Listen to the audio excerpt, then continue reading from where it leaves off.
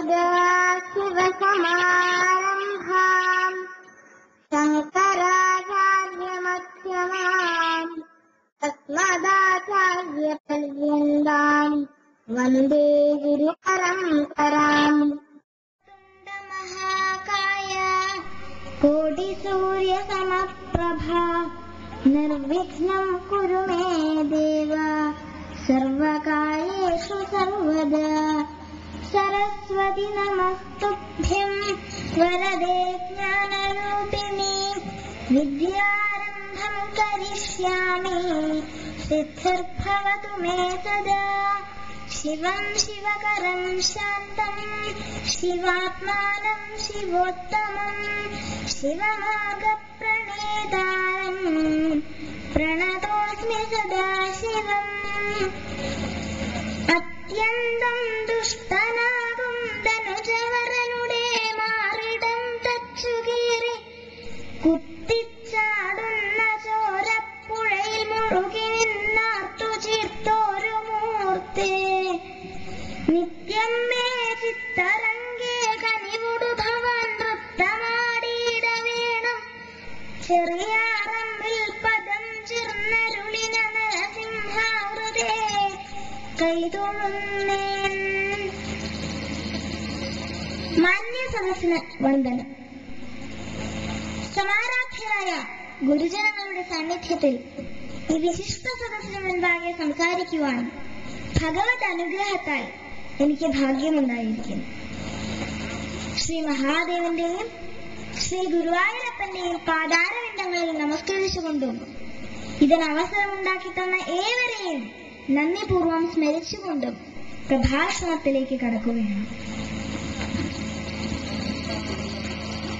ഭക്തിയെക്കുറിച്ച് പറയുമ്പോൾ തന്നെ നമ്മുടെ എല്ലാം മനസ്സിലേക്ക് കടന്നു വരുന്നത് ശ്രീമദ് ഭാഗവതത്തിൽ പ്രഹ്ലാദൻ എന്ന പിഞ്ചുബാലൻ നമ്മോട് പറയുന്ന 9 വിധത്തിലുള്ള ഭക്തി മാർഗത്തെക്കുറിച്ചാണ്.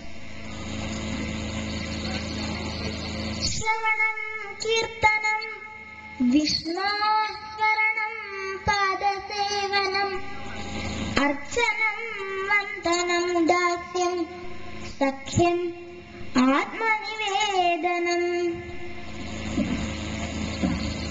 ആരാണ് ഭഗവത് ഭക്തന്മാർ? അവരുടെ ലക്ഷണം എന്തെല്ലാമാണ്? ഇതിനുള്ള ഉത്തരവും ശ്രീമദ് ഭാഗവതത്തിൽ തന്നെയുണ്ട്. ഭക്തന്മാരെ 3 വിധത്തിൽ തരംതിരിക്കാം. ഉത്തമ ഭക്തൻ, മധ്യമ ഭക്തൻ, പ്രാകൃത ഭക്തൻ. തന്നിലും മറ്റുള്ളവരിലും സർവചരാചരങ്ങളിലും ഈശ്വരഭാവത്തെ കാണുന്നവരാണ് ഉത്തമ ഭക്തൻ. അവർ എല്ലാം ഈശ്വരമയമായി കാണുന്നു. മധ്യമ ഭക്തന് ഈശ്വരനിൽ പ്രേമവും ഭക്തന്മാരോട് മൈത്രിയുമാണ് ഉണ്ടാവുക. പ്രാകൃത ഭക്തനാകട്ടെ വിഗ്രഹങ്ങളിൽ മാത്രം ഈശ്വരഭാവത്തെ കാണുന്നു. തന്നിലോ മറ്റുള്ളവരിലോ ഈശ്വരനെ കാണുവാൻ അവർക്ക് സാധിക്കുന്നില്ല. ഉത്തമ ഭക്തിയുടെ മകുടോദാഹരണമായ പ്രഹ്ലാദന്റെ കഥ നമുക്കിവിടെ അനുസ്മരിക്കാം. ശ്രീമദ് ഭാഗവതത്തിൽ യുധിഷ്ഠിര നാരദ സംവാദത്തിലാണ് പ്രഹ്ലാദ ചരിതം പരാമർശിക്കുന്നത്. യുധിഷ്ഠിരന്റെ 2 ചോദ്യങ്ങൾക്കുള്ള ഉത്തരമായാണ് നാരദ മഹർഷി പ്രഹ്ലാദ ചരിതം വർണ്ണിക്കുന്നത്. 2 ചോദ്യങ്ങൾ പറഞ്ഞല്ലോ. ആ 2 ചോദ്യങ്ങൾ ഏതൊക്കെയാ? ഹിരണ്യകശിപുവിന്റെ സ്വന്തം പുത്രനാണ് പ്രഹ്ലാദൻ. ആ പ്രഹ്ലാദനോട് ഹിരണ്യകശിപുവിന് ഇത്രയധികം വിദ്വേഷം ഉണ്ടാകാൻ കാരണം എന്താ? 2ാമത്തെ ചോദ്യം, പ്രഹ്ലാദൻ വെറും ഒരു അസുര ബാലകനാണ്. അസുര കുലത്തിൽ ജനിച്ച ഒരു കുട്ടിയാണ്. ആ അസുര ബാലകന് ഭഗവാനില് ഇത്രയധികം ഭക്തി ഇത്ര ഉറച്ച ഭക്തി, ഇത്ര ഉത്തമ ഭക്തി ഉണ്ടാകാൻ കാരണം എന്താ? ഈ രണ്ട് ചോദ്യങ്ങൾക്കുള്ള മറുപടി നാരദ മഹർഷി പ്രഹ്ലാദ ചരിതം വന്നിട്ടുണ്ട്. ഹിരണ്യകശിപുവിന്റെ സഹോദരനായ ഹിരണ്യാക്ഷനെ വധിച്ച വിഷ്ണുവിനോട് ഹിരണ്യകശിപുവിന് വിദ്വേഷം തോന്നുന്നതിൽ അത്ഭുതമുണ്ടോ? സ്വന്തം സഹോദരനെയാണ് മഹാവിഷ്ണു വധിച്ചത്. ആ മഹാവിഷ്ണുവിനോട് ഹിരണ്യകശിപുവിന് ഇത്ര ദേഷ്യം തോന്നിയതിൽ ഒരു അത്ഭുതമില്ല. തന്റെ സഹോദരനെ വധിച്ച ആ മഹാവിഷ്ണുവിനെ നശിപ്പിക്കാനായി ഹിരണ്യകശിപുവിന്റെ ചിന്ത. അങ്ങനെ ഹിരണ്യകശിപു ചിന്തിച്ചപ്പോ തോന്നി, മഹാവിഷ്ണുവിന്റെ ചൈതന്യം വർദ്ധിപ്പിക്കുന്ന എല്ലാ കാര്യങ്ങളും നശിപ്പിക്കണം. മഹാവിഷ്ണുവിന്റെ ചൈതന്യം വർദ്ധിപ്പിക്കുന്ന എല്ലാ കാര്യങ്ങളും നശിപ്പിക്കണം. എന്തൊക്കെയാ മഹാവിഷ്ണുവിന്റെ ചൈതന്യം വർദ്ധിപ്പിക്കുന്നത്? പൂജകൾ, ഹോമങ്ങള്, യജ്ഞങ്ങള്, യാഗങ്ങള്, ഇതൊക്കെ ഭഗവാന് ചൈതന്യം വർദ്ധിപ്പിക്കും.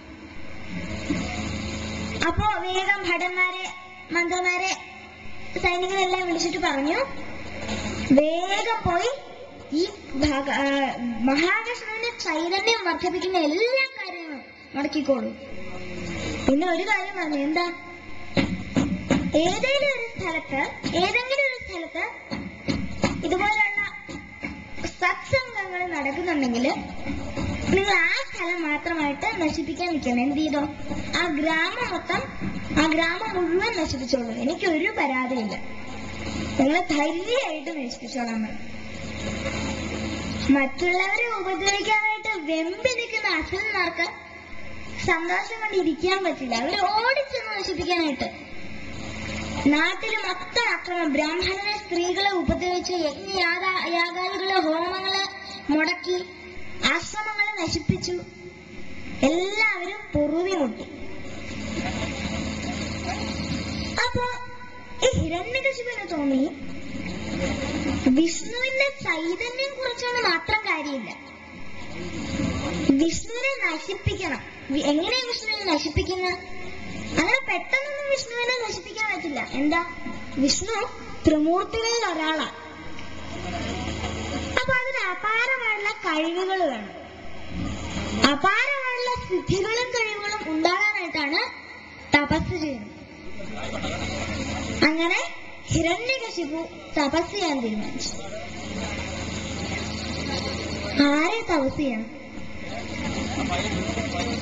എല്ലാവരും സാധാരണ തപസ് ചെയ്യാറ് മഹാവിഷ്ണുവിനെയാണ്. തന്റെ ശത്രു ആരാണ്? മഹാവിഷ്ണു. അതുകൊണ്ട് ചിന്തിച്ചപ്പോ ബ്രഹ്മാവിനെ അങ്ങനെ ആരും തപസ് ചെയ്യാറില്ല, വളരെ കുറവാ ബ്രഹ്മാവിനെ തപസ് ചെയ്യുന്നത്. അതുകൊണ്ട് ബ്രഹ്മാവിനെ തന്നെ തപസ് ചെയ്യാൻ തീരുമാനിച്ചു. വെറും തപസ്സല്ല, കഠിനമായ തപസ്. ഒരൊറ്റ പെരുവിരലില് തന്റെ ശരീരത്തെ ഉറപ്പിച്ചു നിർത്തിക്കൊണ്ട് ബ്രഹ്മണേ നമ എന്ന മന്ദരപർവ്വതത്തിന്റെ താഴ്വരയില് അതികഠിനമായ തപസ് തുടങ്ങി. കാലങ്ങൾ കടന്നു. ഈ ഹിരണ്യകശിപുവിന്റെ തപശക്തി കാരണം ആ ശിരസിൽ നിന്നും ഉണ്ടായ തേജസ് ദേവലോകത്തെ പോലും വിറപ്പിച്ചു. ഒന്ന് ആലോചിച്ച് നോക്കണം, ഭൂമിയിൽ നിന്നാണ് തപസ് ചെയ്യുന്നത്. ആ തേജസ് ദേവലോകത്ത് വരെ എത്തിയെന്ന് പറഞ്ഞാല് അത്ര കഠിനമായ തപസ്, അത്ര ഉഗ്രമായ തപസ്. വേഗം ദേവകളെ ചെന്ന് ബ്രഹ്മാവിന്റെ അടുത്ത് സങ്കടം പറഞ്ഞു. ബ്രഹ്മാവെ, ഭക്തൻ വിളിക്കുന്ന അല്ലയോ ബ്രഹ്മാവെ, ഭക്തൻ കുറെ നാളായി അവിടെ ഇരുന്ന് തപസ് ചെയ്യാൻ തുടങ്ങിയിട്ട് കേൾക്കുന്നില്ലേ ഇതൊന്നും. വേഗം ചെന്ന് ദർശനം കൊടുത്ത് വരം നൽകി അനുഗ്രഹിക്കൂ, ഞങ്ങൾക്ക് സഹിക്കാൻ കഴിയുന്നില്ല എന്ന് പറഞ്ഞു. ബ്രഹ്മാവ് പറഞ്ഞു, ഞാൻ ചെല്ലാം, സമ്മതിച്ചു. അങ്ങനെ ബ്രഹ്മാവ് മന്ദരപർവ്വതത്തിന്റെ താഴ്വരയിലെത്തി. ചുറ്റും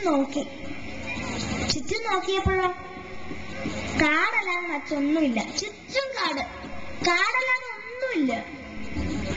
അങ്ങനെ കാടിന്റെ ഇടയിലൂടെ ഇങ്ങനെ മരങ്ങളൊക്കെ മാറ്റി നോക്കി കുറച്ച് പോയപ്പോ ഒരു ധ്വനി കേട്ടു, ഒരു ശബ്ദം കേട്ടു. ആ ശബ്ദം കേൾക്കുന്ന ദിശയിലേക്ക് പോയപ്പോ ഒരു പുറ്റ്. അപ്പൊ മനസ്സിലായി ആ പുറ്റിൽ നിന്നാണ് ഈ ധ്വനി കേൾക്കുന്നത്. എന്ത്? ബ്രഹ്മണേ നമ ബ്രഹ്മണേ നമ എന്ന ശബ്ദം. ആ പുറ്റൊക്കെ പൊളിച്ചു നോക്കി. പുറ്റ് പൊളിച്ചു നോക്കിയപ്പോ എന്താ കണ്ടത്? എല്ലിൻകൂട്. എല്ലിൻകൂട് കണ്ടു. എല്ലിൻകൂട്, അസ്ഥികൂടം മാത്രം. മാംസമോ മറ്റ് അവയവങ്ങളോ ഒന്നുമില്ല. അതെല്ലാം ജീവികള്, മൃഗങ്ങളൊക്കെ ഭക്ഷിച്ചു കഴിഞ്ഞു. പക്ഷെ ഇപ്പോഴും ബ്രഹ്മാവ് സത്യം മനസ്സിലാക്കി. ഇപ്പോഴും ആ അസ്ഥികൂടത്തിൽ ജീവൻ തുടിക്കുന്നുണ്ട്. ഇപ്പോഴും അതിൽ നിന്ന് ശബ്ദം കേൾക്കാനുണ്ട്. ബ്രഹ്മണേ നമഃ എന്നുള്ള ശബ്ദം, ആ ധ്വനി കേൾക്കാനുണ്ട്. അപ്പൊ വേഗം ബ്രഹ്മാവിന് വളരെയധികം സ്നേഹം തോന്നി, വാത്സല്യം തോന്നി ഹിരണ്യകശിപുവിനോട്. കാരണം ഇതുവരെ ആരും ഈ ലോകത്തിൽ ഇതുവരെ ഇത്രയും കഠിനമായ തപസ്, അതും ബ്രഹ്മാവിനെ ഇതുവരെ ആരും ചെയ്തിട്ടില്ല. ഇങ്ങനെ അത്രയധികം ഇഷ്ടം തോന്നി ഹിരണ്യകശിപുവിനോട്. ഹിരണ്യകശിപുവിനോട് പറഞ്ഞു, ഉത്തിഷ്ഠ, എഴുന്നേൽക്കാൻ പറഞ്ഞു.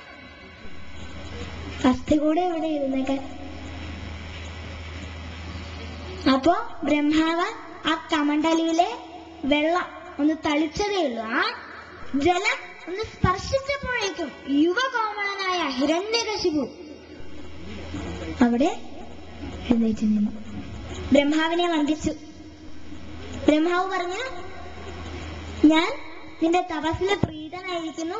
നിനക്ക് എന്ത് വരം വേണമെങ്കിലും തരാൻ ഞാൻ തയ്യാറാണ്. എന്ത് വരം വേണമെങ്കിലും ചോദിച്ചോളൂ. ഹിരണ്യകശിപു ഇത് തന്നെയാണ് വേണ്ടത്. ഹിരണ്യകശിപു ചോദിച്ചു, അമരത്വം.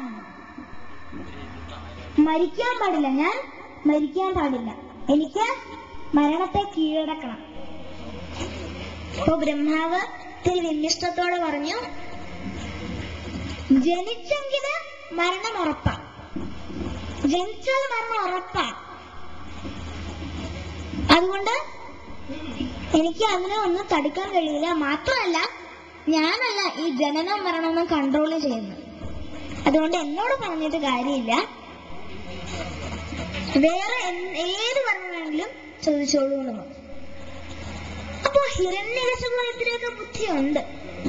അപ്പൊ ഒന്ന് ചിന്തിച്ചപ്പോ തോന്നി, ഈ മരണ കാരണങ്ങൾ എന്തൊക്കെയാ? മരണത്തിന് ഓരോ കാരണങ്ങൾ ഉണ്ടാവുമല്ലോ. കർത്ത, സ്ഥാനം, കാലം, ഇതൊക്കെയാണ് മരണകാരണങ്ങൾ. അപ്പൊ ഈ മരണകാരണങ്ങളെ മറികടന്നാല് മരണത്തെ ജയിക്കാം. അപ്പൊ ഹിരണ്യകശിപു പറഞ്ഞു, ബ്രഹ്മാവേ, അങ്ങയല്ലയോ ബ്രഹ്മാവേ, അങ്ങാണല്ലോ എല്ലാം സൃഷ്ടിക്കുന്നത്. അതുകൊണ്ട് അങ്ങയുടെ സൃഷ്ടികളിൽ നിന്നൊന്നും എനിക്ക് മരണം ഉണ്ടാകാൻ പാടില്ല. ബ്രഹ്മാവ് പറഞ്ഞു, തഥാസ്തു. പിന്നെ സ്ഥാനം, സ്ഥലം. ഇപ്പൊ സ്വർഗത്തിൽ വെച്ചോ ഭൂമിയിൽ വെച്ചോ എനിക്ക് മരണം ഉണ്ടാകാൻ പാടില്ല. തഥാസ്തു. അകത്ത് വെച്ചോ പുറത്തു വെച്ചോ എനിക്ക് മരണം ഉണ്ടാകാൻ പാടില്ല. തഥാസ്തു. പിന്നെ കാലം, സമയം. പകലോ രാത്രിയോ എനിക്ക് മരണം ഉണ്ടാകാൻ പാടില്ല. അങ്ങനെ കുറെ വരങ്ങൾ എല്ലാം ബ്രഹ്മാവ് സാധിച്ചു കൊടുത്തു. ഒന്നിനും എതിര് പറഞ്ഞില്ല. എല്ലാത്തിനും ഓക്കെ ഓക്കെ, തഥാസ്തു തഥാസ്തു. കാരണം എന്താ? അത്രയധികം ഇഷ്ടമായി ഹിരണ്യകശിപുവിന്. അഹങ്കാരിയായ ഹിരണ്യകശിപു വരങ്ങളും കൂടെ നേടിയതോടെ പറയേണ്ട കാര്യമുണ്ടോ? മഹാ അഹങ്കാരിയായി മാറി. എല്ലാരും ഉപദ്രവിക്കാൻ തുടങ്ങി. ഒരൊറ്റ ആളെ വെറുതെ വിട്ടില്ല. അങ്ങനെ ഈ ലോകത്തെ മുഴുവൻ കീഴടക്കി.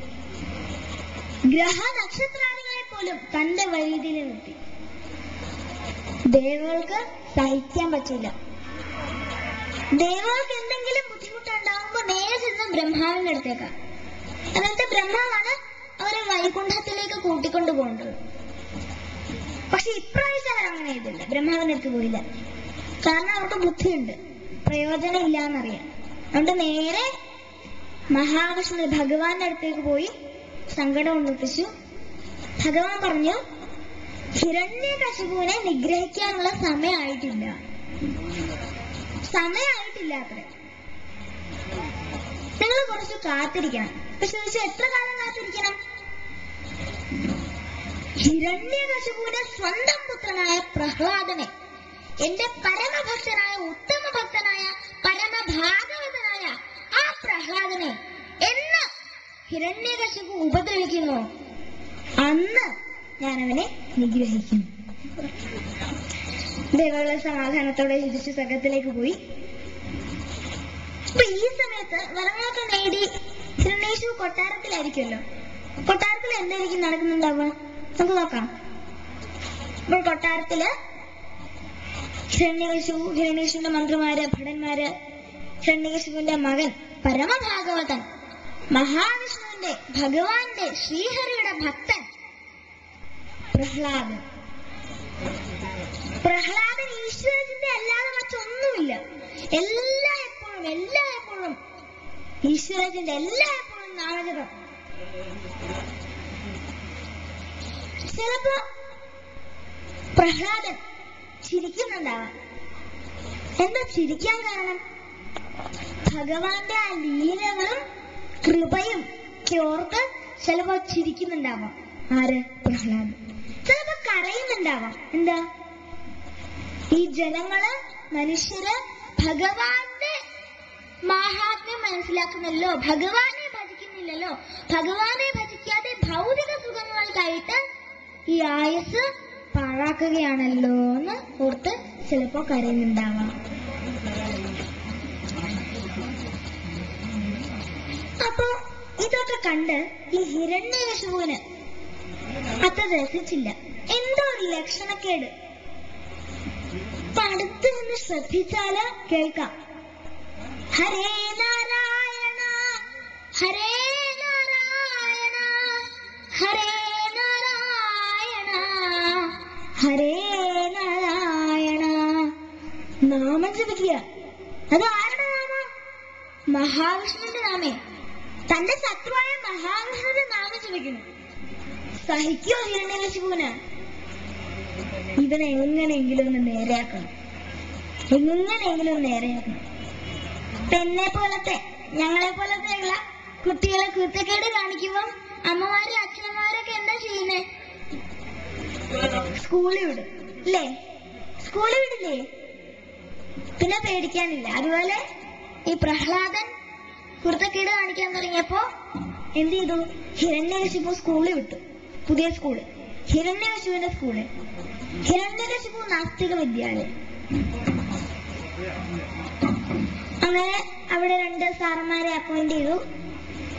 ശുക്രാചാര്യയുടെ മക്കള് ഷണ്ടാമർക്കന്മാര്, ഷണ്ടൻ സാറും അമർക്കൻ സാറും. ഓരോ സിലബസ് ഒക്കെ കൊടുത്തു. ഇന്നത് വേണം പഠിപ്പിക്കാൻ.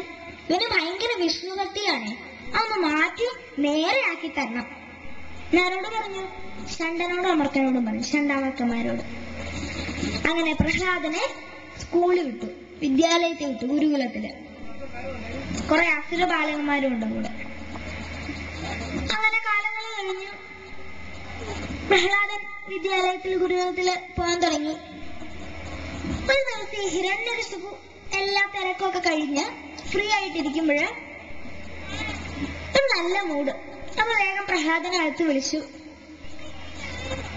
പറഞ്ഞു, പ്രഹ്ലാദ, മോനെ പ്രഹ്ലാദ. ചിലപ്പോ നല്ല മൂടൊക്കെ പറയില്ലേ, മോനെ പ്രഹ്ലാദ, നീ ഇതുവരെ സ്കൂളിൽ പോയില്ലേ? അപ്പൊ ഈ വിദ്യാലയത്തിൽ നിന്ന് നീ എന്താ പഠിച്ചത്? അപ്പൊ പ്രഹ്ലാദൻ ഒരു മടിയും കൂടാതെ പറഞ്ഞു, ഈ വീടാകുന്ന പൊട്ടക്കിണറ്റിൽ നിന്ന് നട്ടം തിരിയാതെ എന്ത് ചെയ്യണം? ശ്രീഹരിയെ ഭജിക്കണം, ശ്രീഹരിയെ ആശ്രയിക്കണം, അതാണ് ചെയ്യേണ്ടത്.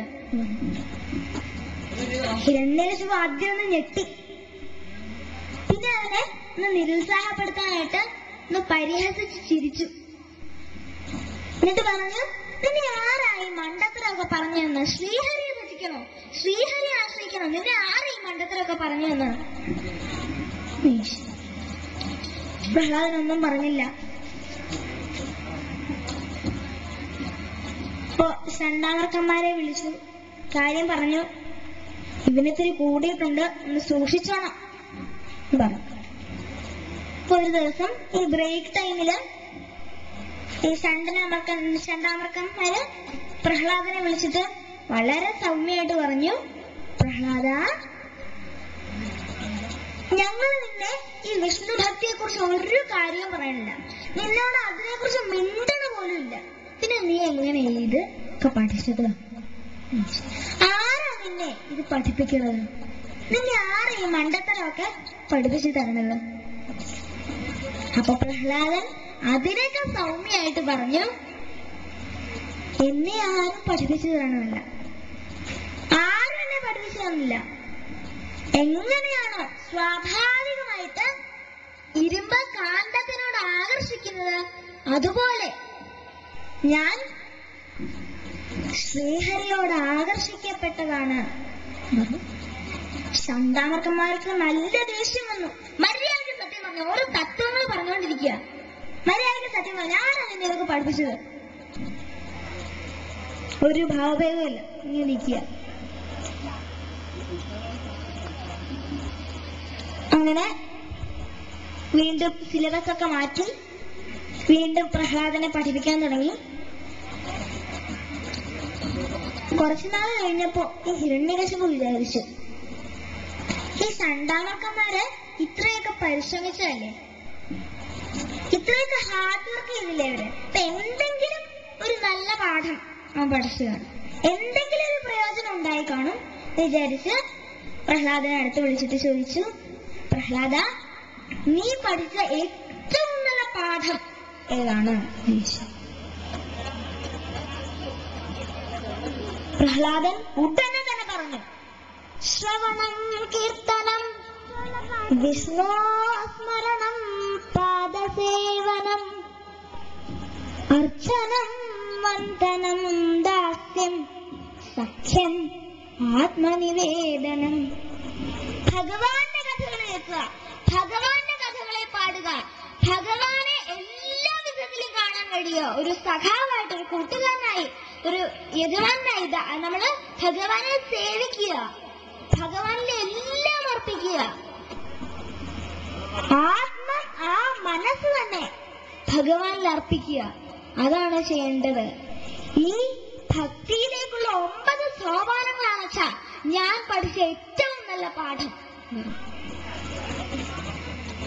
ഹിരണ്യകശിപു ചാടി എഴുന്നേച്ചു, വേഗം ഷണ്ടാമർക്കന്മാരെ വിളിച്ചു പറഞ്ഞു, ഞാൻ നിങ്ങളോട് ഇതാണ് പഠിപ്പിക്കാൻ പറഞ്ഞത്, ഇതാണ് നിങ്ങളോട് ഞാൻ പഠിപ്പിക്കാൻ പറഞ്ഞത്.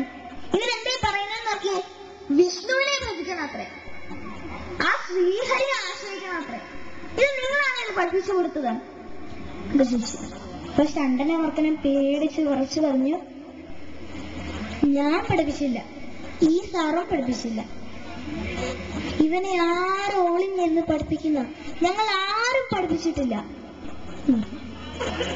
അപ്പൊ ഹിരണ്യകശിപു പറഞ്ഞു, ഇന്നു മുതൽ ഇവൻ എന്റെ പുത്രനല്ല, ഇവനെ ഏത് വിധനെയും എങ്ങനെയെങ്കിലും എങ്ങനെയെങ്കിലും എല്ലാ ഉപായങ്ങളും നോക്കുള്ളൂ, എങ്ങനെയെങ്കിലും ഇവനൊന്ന് കൊന്നു തന്നാ മതി. അല്ല, സർവൈരുപായി എന്ന് പറഞ്ഞു, ഏതെങ്കിലും രീതിയിൽ എന്ന് പറഞ്ഞു, ഒന്ന് കഴുത്ത് നെരിച്ചാ പോരെ, കഥ കഴിഞ്ഞു. കൊച്ചു കുഞ്ഞല്ലേ പ്രഹ്ലാദൻ, എന്തിനാ ഷണ്ടാമർക്കന്മാരോട് പറഞ്ഞത്? ഹിരണ്യകശിപുവിന് അറിയാം അത്ര എളുപ്പത്തില് ഇവനെ കൊല്ലാൻ പറ്റില്ല, കാരണം ഇവൻ ശ്രീഹരിയുടെ ഭക്തനാണെന്ന് ഹിരണ്യകശിപുവിന് അറിയാം. അതുകൊണ്ട് തന്നെയാണ് പറഞ്ഞത്, എങ്ങനെയെങ്കിലും ഇവനെ കൊണ്ടുവരണം. അസുരന്മാർക്ക് ഇതിൽ പല സന്തോഷമുണ്ടോ? അവര് ഓടിച്ചെന്നു പ്രഹ്ലാദനെ എങ്ങനെയെങ്കിലും കൊല്ലണം. അപ്പൊ ആദ്യം ഒരു വലിയ പാറയുടെ മുകളിൽ നിന്ന് താഴേക്ക് തള്ളിവിട്ടു. ഒരു വലിയ പാറക്കല്ല് തള്ളിയിട്ട് നോക്കി, തീയിലിട്ട് നോക്കി, വെള്ളത്തിൽ മുക്കി കൊല്ലാൻ നോക്കി, ആനയെ കൊണ്ട് ചവിട്ടിച്ചു നോക്കി, വിഷപ്പാമ്പിനെ കൊണ്ട് കടുപ്പിച്ചു നോക്കി, വിഷം കൊടുത്തു നോക്കി. പക്ഷേ ഒരു ഭാവഭേദമില്ലാതെ, ഒരു മാറ്റമില്ലാതെ പ്രഹ്ലാദന് എപ്പോഴും ജപിച്ചുകൊണ്ടിരുന്നു. ഹരേ നാരായണ ഹരേ നാരായണ ഹരേ നാരായണ ഹരേ നാരായണ. പിന്നെ പേടിക്കാനുണ്ടോ? ഭഗവാനുണ്ട് പ്രഹ്ലാദന്റെ രക്ഷയ്ക്ക്. അപ്പൊ ഈ വിദ്യകളൊന്നും ധരിച്ചില്ലെന്ന് കേട്ടപ്പോ ഹിരണ്യകശിപു പറഞ്ഞു, ഇനി ഒരൊറ്റ വഴിയുള്ളൂ, ഇവനെ ജീവനോടെ കുഴിച്ചു മൂടുക. ജീവനോടെ കുഴിച്ചു മൂടണം, അതും ഈ കൊച്ചു കുഞ്ഞിനെ.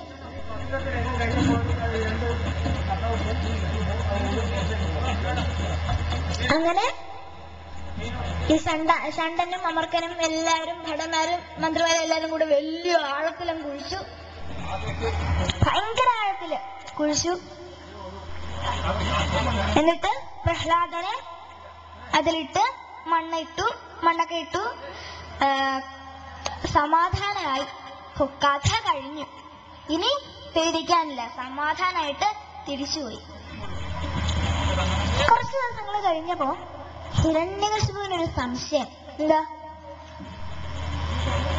ഇത്രയും രീതിയില് കൊല്ലാൻ നോക്കി, എന്നിട്ടും ഒന്നും പറ്റാത്ത ഈ പ്രഹ്ലാദൻ ഇപ്പോഴും ജീവിച്ചിരിക്കുന്നുണ്ടായിരിക്കുമോ എന്ന് ഉള്ളിന്റെ ഉള്ളില് ഒരു സംശയം.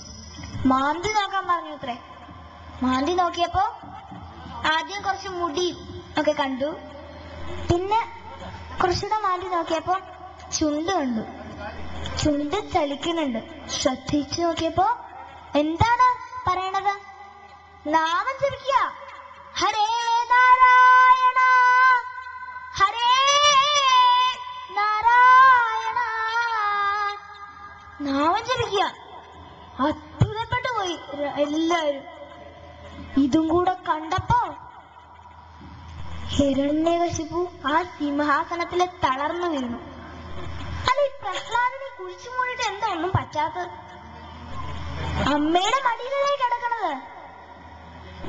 എവിടെയാ കിടക്കണത്? അമ്മയുടെ മടിയില്. ആരാ അമ്മ? അമ്മയല്ലേ? ആരാ? മാതാ ഭൂമി പുത്രോഹം പൃഥിവ്യ. നമ്മുടെ എല്ലാം അമ്മയാണ് ഭൂമി. ആ അമ്മയുടെ മടിയിലല്ലേ പ്രഹ്ലാദൻ കിടക്കണത്? പിന്നെ പേടിക്കാനുണ്ടോ? ഒരു കുഞ്ഞിനെ ഏറ്റവും സുരക്ഷിതമായിട്ട് ഇരിക്കാൻ പറ്റുന്ന ഒരു സ്ഥലമാണ് അമ്മയുടെ മടി. ആ അമ്മയുടെ മടിയിലല്ലേ പ്രഹ്ലാദൻ ഇരിക്കുന്നത്. അപ്പോ ആ അമ്മ പ്രഹ്ലാദനെ സംരക്ഷിച്ചു. ഒരു ഉറക്കത്തിൽ നിന്ന് എഴുന്നേറ്റ് വന്ന പോലെ നല്ല ഉഷാറായിട്ട് പ്രഹ്ലാദൻ എഴുന്നേറ്റ് വന്നു. ഇതും കൂടെ കണ്ടപ്പോ ഹിരണ്യകശിപു ആ സിംഹാസനത്തില് തളർന്നിരുന്നു. ഇത് കണ്ട മന്ത്രിമാര് പറഞ്ഞു, അങ്ങെന്താ ഇങ്ങനെ ഇരിക്കണത്? അങ്ങ് ലോകത്തെ മൊത്തം ഒറ്റയ്ക്ക് കീഴടക്കിയ ആളാ. അങ്ങ് ഒരു കൊച്ചു കുഞ്ഞിന്റെ മുമ്പില്, അതും അങ്ങയുടെ പുത്രന്റെ മുമ്പിൽ ഞാൻ തളർന്നിരിക്കാമോ എന്ന് ചോദിച്ചു. അപ്പൊ ഒരാളൊരു ഐഡിയ പറഞ്ഞു. എന്താ? വരുണപാശം കൊണ്ട് ബന്ധിക്കാം. പിന്നെ അനങ്ങാൻ പറ്റില്ലല്ലോ.